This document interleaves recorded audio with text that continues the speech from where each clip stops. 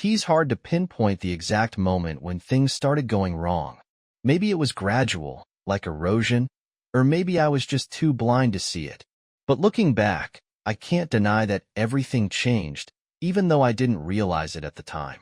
The truth is, my marriage to Emily felt like it was slipping away long before I ever noticed. We've been together for 8 years. We have 2 kids, Ben, who's 7, and Sarah, who's 5. The picture-perfect family. Or so it seemed. But you don't get to 8 years with someone without noticing the cracks. The intimacy we once had, both emotional and physical, started to fade, bit by bit. And honestly, I didn't know how to fix it, or if I even wanted to. Work became my escape.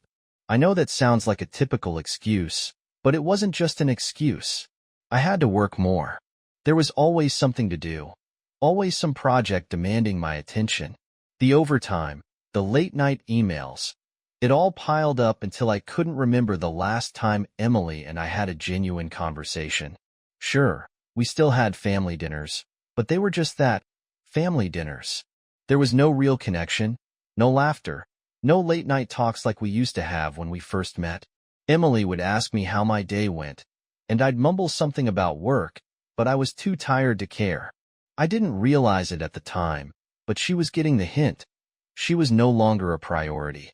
Emily, for all her beauty and grace, became a shadow of the woman I fell in love with. She started calling me more often at work, trying to grab my attention in little ways. "John, do you want to join me for dinner tonight?" she'd ask, and I'd respond with a quick, "Sorry, babe, got a ton of stuff to do." It became the same routine. I couldn't see how it was killing her. Then there was the time she planned that weekend getaway. I thought I could at least give her one weekend. But even then, my mind was still on the office. She'd sit across from me at dinner, trying to engage me, but all I could think about was the report I had to finish. I could see the disappointment in her eyes, but I didn't know how to get out of the cycle. It was like I was stuck in a loop. I think it was around that time Emily started feeling more alone. I didn't notice at first, but then she began talking to me less, shutting down in ways I didn't understand. At first, it was little things. She'd retreat to her phone, scrolling through social media, lost in other people's lives. Then, it became something bigger. She started bringing up the marriages of our friends. It was Stephanie who caught her attention. Stephanie and Jake, their perfect little world. We'd hang out with them from time to time, but I could tell Emily was starting to get fixated on their relationship. Stephanie would gush about Jake's successes, how he always made time for her, how they went on date nights, how Jake would leave little love notes for her in the mornings. I started hearing more and more about Jake's ability to juggle work and life. Emily would say, "I wish you'd do that for me," or "Jake really knows how to balance things." I started to realize, too late, that she was comparing me to Jake. One night, Emily and I had one of our typical arguments. I don't remember what it was about, but I remember her saying something that stung. "I'm not asking for much, John. I just want a little attention, a little affection. Is that so hard?" I didn't know how to respond. "I'm working, Emily. I'm doing it for us," I said, trying to explain myself, but I could see the hurt in her eyes. I didn't even recognize it then. It was like a veil had descended over us. I was too wrapped up in my own world to see that she was slowly sinking. That was when she started spending more time with Stephanie. I didn't think much of it at first, but soon, their time together became regular, almost like an escape for Emily. She'd come home late, always with that glass of wine in her hand, and they'd talk about their lives. Jake, their perfect marriage, their picture-perfect life. Emily started telling me how Jake would surprise Stephanie with romantic dinners, how he'd listen to her day after work, how he made her feel special. I could feel myself slipping away, but I didn't know how to fix it. I didn't know how to fix me. As I threw myself into work, I didn't realize how much Emily was changing. She started looking at me differently, like I was just another part of the background. She didn't say it outright, but I could feel it. I could feel the distance growing between us. It was like living with a stranger. Then there was the moment that hit me hardest. The day she came home and said, "Jake thinks I should talk to someone about this." He thinks I need help with my emotional health. He says I've been lonely. I didn't say anything, but it felt like a slap to the face. Jake, her friend's husband, was now offering her emotional support. It wasn't just the dinners or the talks about marriage anymore. Jake was becoming her confidant, the person she turned to when things got tough. And me? I was just there, a shadow in her life. I tried to tell myself that it was just a phase, that we could get back on track. But deep down, I knew the truth. I knew that something had already broken. And what's worse, I didn't even know how to fix it. I didn't see how close I was to losing everything. It's strange how one night can change everything. It was a party at Stephanie and Jake's house, a celebration for Jake's latest business success. The kind of event where everything seemed perfect. Warm lights, good wine, and people talking about how great their lives were.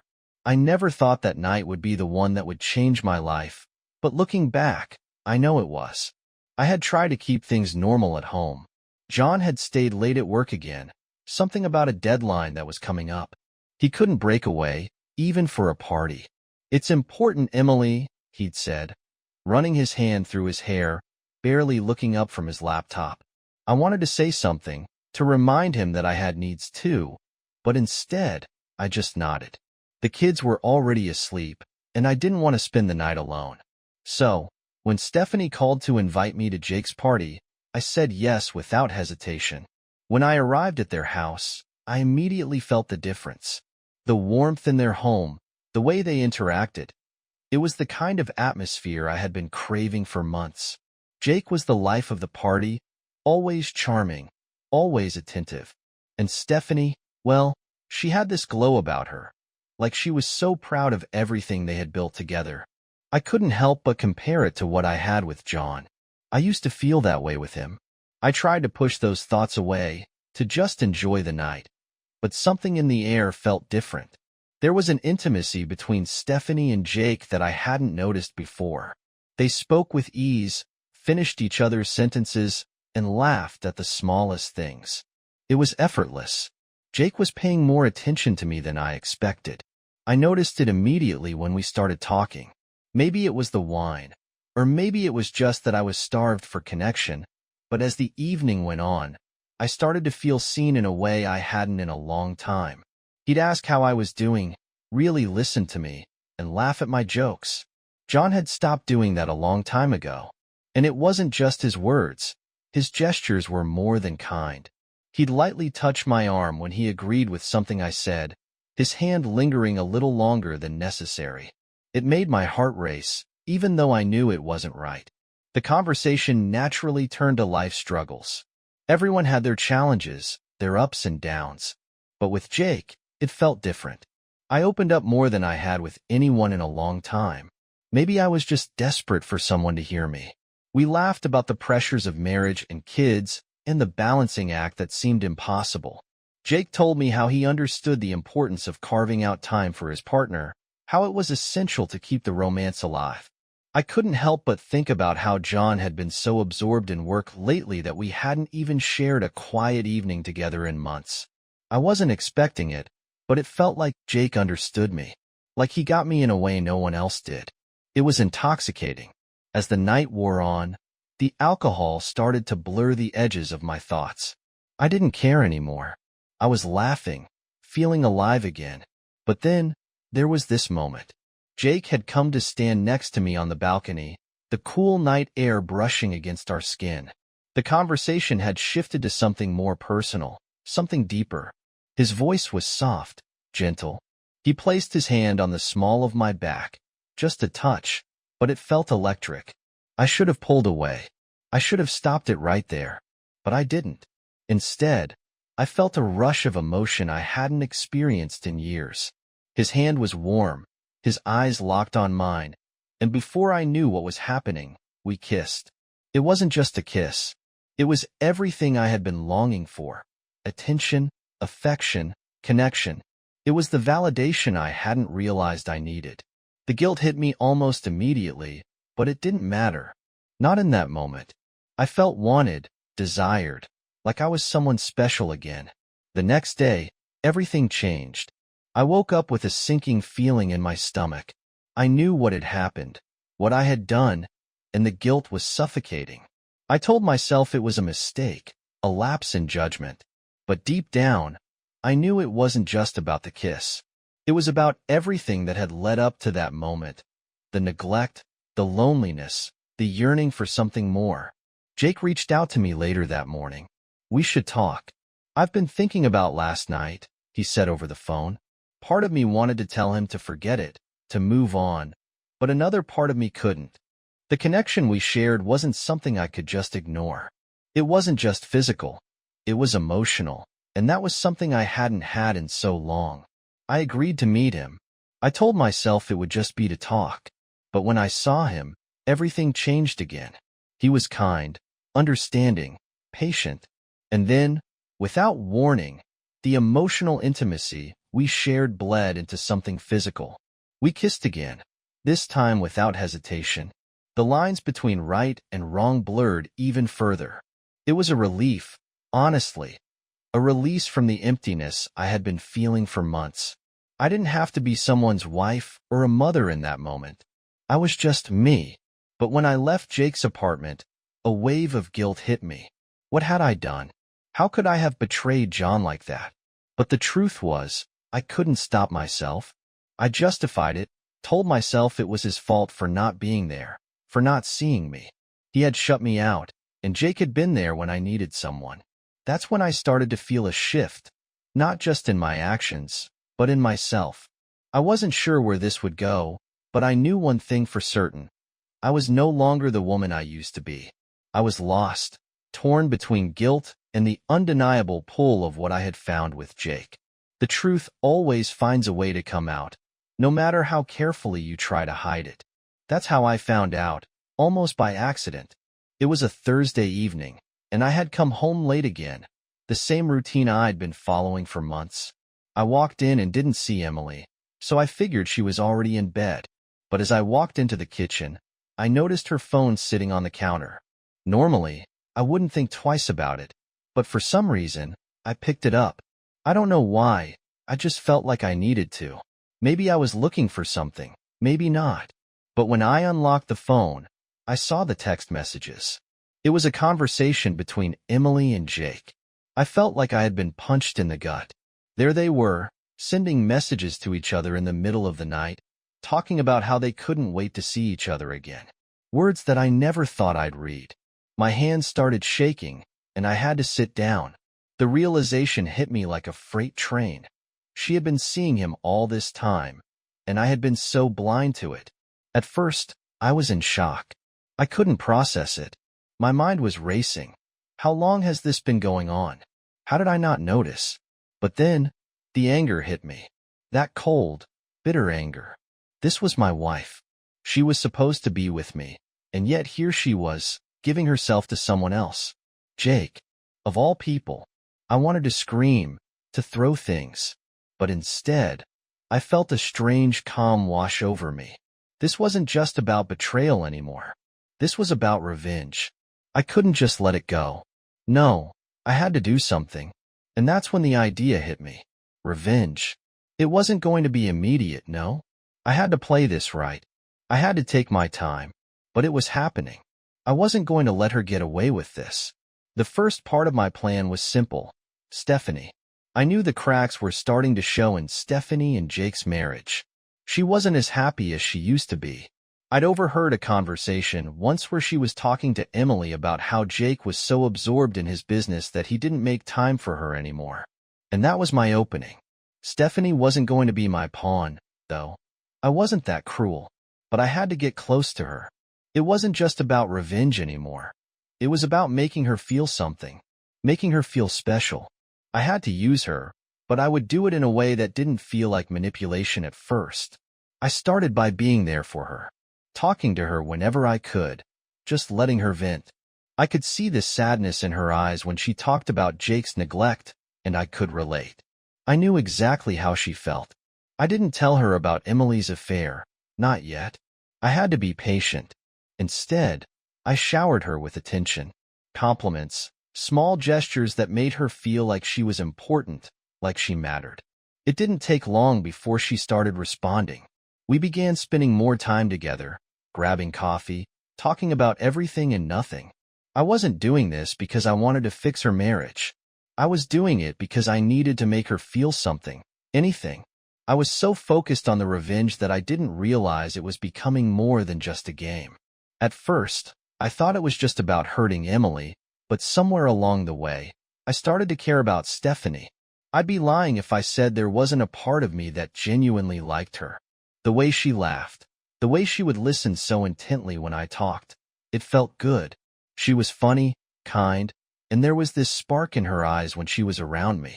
For the first time in months, I felt like I had someone who was really paying attention to me, but I didn't want to admit it. I kept telling myself it was all for revenge, but the truth was, I was getting emotionally invested. The line between manipulation and genuine attraction was starting to blur, and I was losing control of the situation. One night, after a few drinks and some deep conversation, things finally went too far.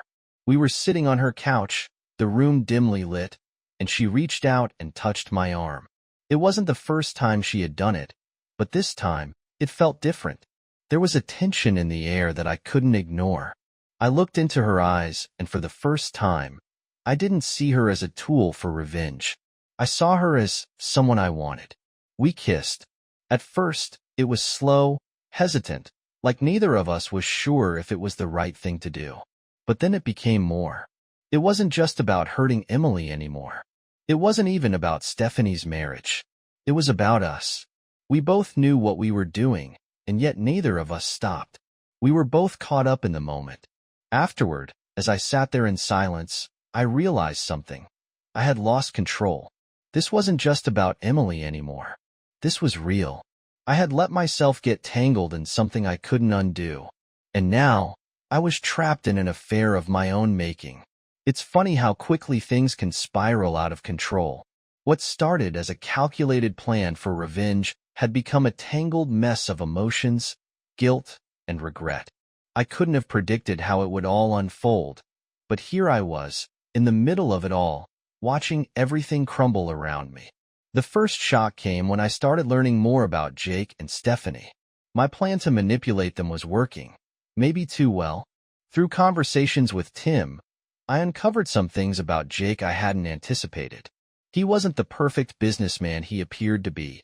He had his own insecurities, his own struggles that were eating away at him.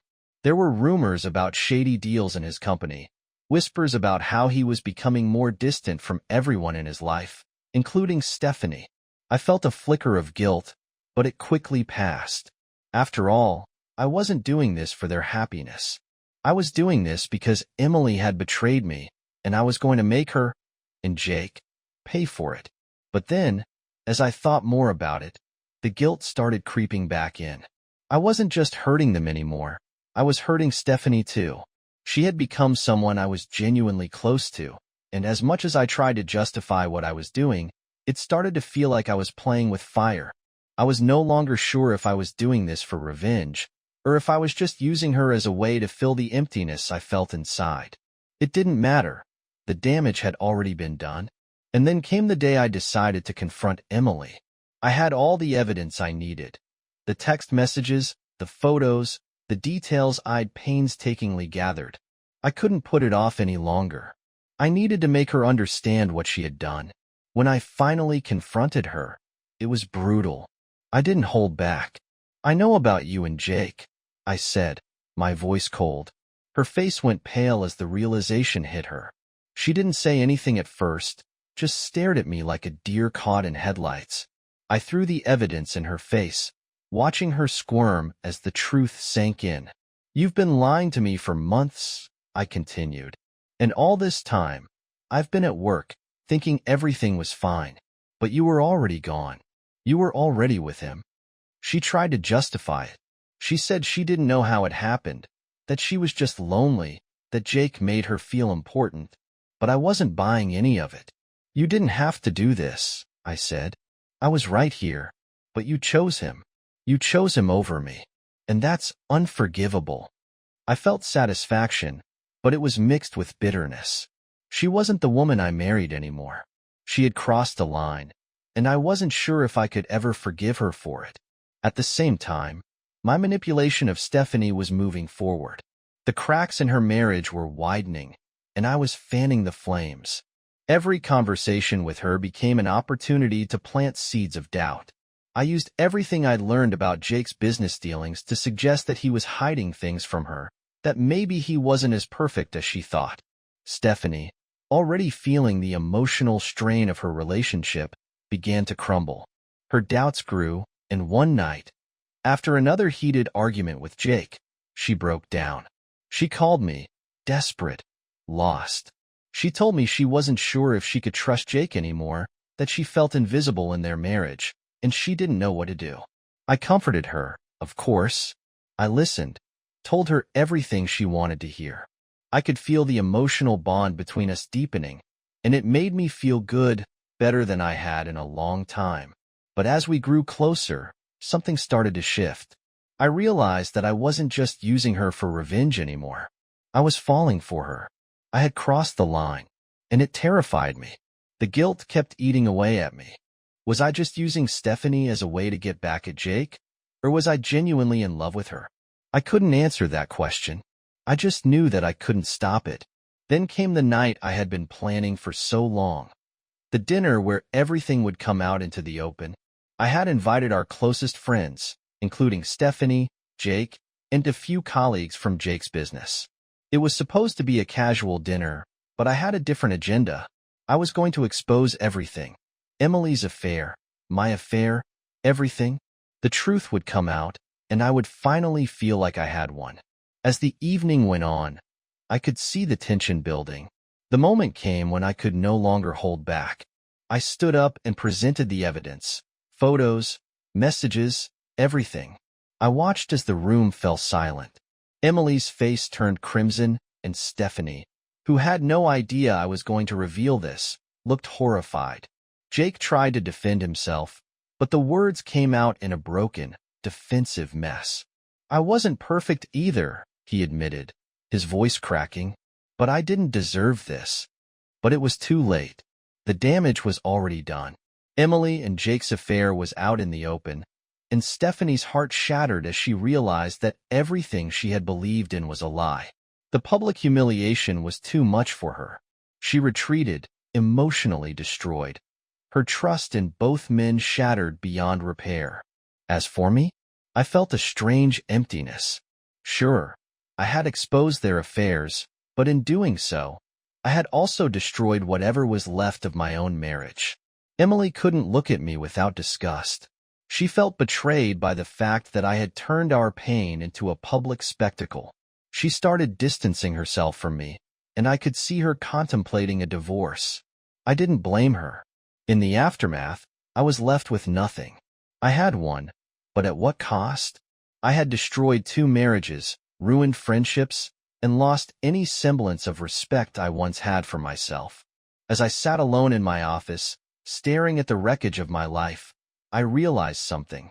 Revenge wasn't as sweet as I had thought. It wasn't satisfying. It was hollow. And now, I had nothing left.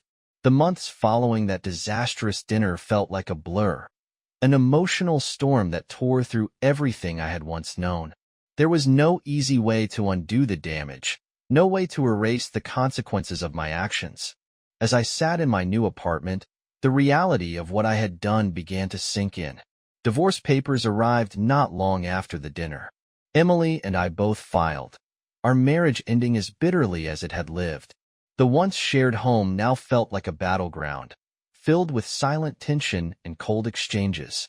We were both trying to navigate the legalities of our separation, custody arrangements for Ben and Sarah, property division, and the overwhelming task of figuring out how to share time with our kids. I tried to stay civil, but the pain was overwhelming. Every conversation with Emily felt like a reminder of everything that had gone wrong. She was angry, hurt, and understandably so. We both were. Yet, somehow, we had to find a way to co-parent.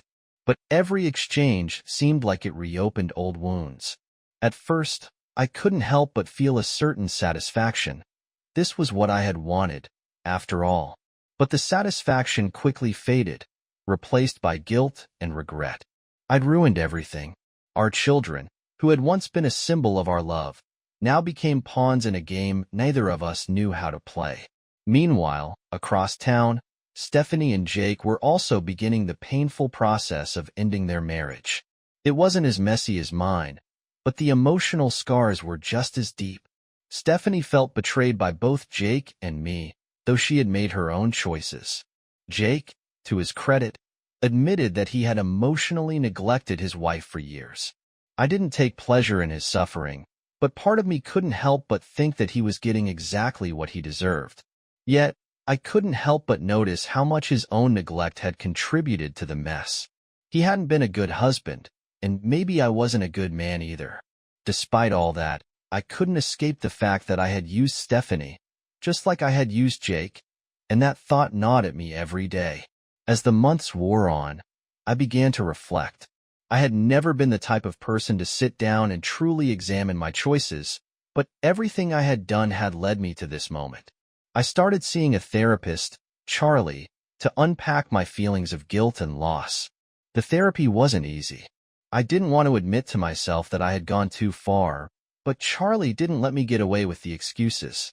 Slowly, I began to understand something that I had never considered. My thirst for revenge had never been about justice. It was about me trying to fix what was broken, and I was too blind to see how broken I had become. I began to regret everything. The affair with Stephanie, the manipulation. It had all been a way to fill the void left by Emily's betrayal, but instead of healing, I had only dug myself deeper into a hole. The pain of knowing I had lost everything was unbearable, and therapy became a way to cope with the reality that I was not the man I thought I was. I could see now that I had lost my own self-respect in the process. But it wasn't just about me. Emily, too, was going through her own emotional journey. I found out that she had started therapy as well, and although we didn't speak much, I knew she was grappling with her own guilt and shame. She began to realize that her affair with Jake wasn't a solution to her loneliness, but rather a symptom of her own emotional neglect. She was working on understanding how her actions had hurt me and what she could do to rebuild herself. She wanted to become a better mother, to heal from the damage she had caused, but it was clear that the road ahead for her was just as difficult as mine. Stephanie, after her divorce from Jake, began her own journey of self-discovery. She moved to a new city, starting fresh in both her personal and professional life. She began a new career, one that didn't have any ties to her past, and she used the pain of her failed marriage as motivation to build something entirely her own. She learned to value herself independently of her relationships with Jake and me. Though I tried to stay in contact with her, the connection between us had changed. Stephanie was no longer someone I could manipulate, nor did she want anything to do with me romantically. She knew that I had used her as part of my revenge, and she wasn't interested in repeating that mistake. She started to heal, slowly but surely, and I couldn't help but admire her for it. I wished I had the strength to rebuild my life the way she had. But for now, I was stuck with my own choices. She remained in limited contact with me, but she didn't seek a romantic relationship. Instead, she leaned on Angela, a new colleague who quickly became a close friend. Together, they navigated the complexities of starting over after heartbreak. Angela helped Stephanie rediscover her sense of independence and confidence, which was something I hadn't been able to do. As for me, I knew I had to move on. My old life, my old identity, was gone. I moved to a new city, hoping for a fresh start, hoping to leave the wreckage of my past behind me. But no matter where I went, I couldn't escape the mistakes I had made.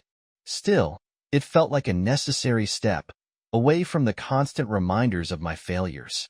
Emily, too, focused on rebuilding her life. She became more independent, threw herself into her career, and focused on raising Ben and Sarah. I didn't envy her the responsibility, but I did respect how she was taking control of her life in a way she hadn't before. It was painful to watch her move on, but I realized it was something I needed to do too.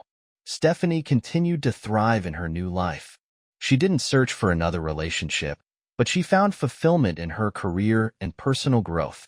She learned to love herself, to value who she was outside of her relationships with men.